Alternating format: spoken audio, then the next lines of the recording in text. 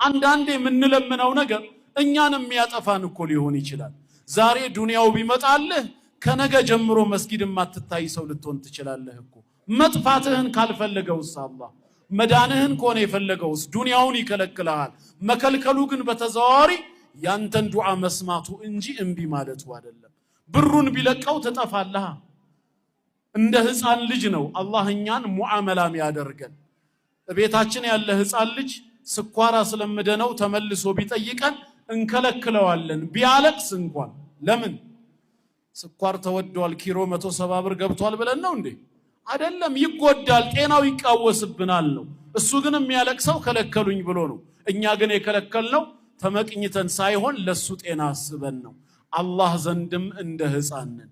ፊት ለፊት የሚጠቅመንና የሚጎዳንን ነገር ለይተን የምናቅ ሰዎች አይደለንም። አቂባውን አንረዳው። ሰላቱል ኢስቲኻራም እኮ የተሰገደው ለዚህ ነው። በሚያስጨንቀን የህይወታችን ጉዳይ አላህ ጣልቃ ገብቶ የተሻለውን እንዲያማርጠን اللهم إني أستخيروك بعلمك بلن እንድንለምነው የተደነገገው የነገሮችን ዓቂባ ስለማናውቅ ነው። ፊት ለፊት ያለውን ነው የምናየው። ሙሳ አለይሂ ሰላም ፊት ለፊት ከኸዲር አለይሂ ሰላም ያየው መርከቡን ሲቀድ ህፃኑን ልጅ ደግሞ ሲገለውና እንግድነት የከለከሏቸውን ሰዎች በነፃ ሊፈርስ የተቃረበን ቤት ቀና ማድረጉን ነው። በዛሂሩ ሲታይ ሙሳ መቃወሙ እኮ ትክክል ነው። እንዴት የሰው ንብረትን ያለ ፍቃድ ይቀዳል? እንዴት ህፃን ልጅን ዝም ብሎ እንዴት ይገላል?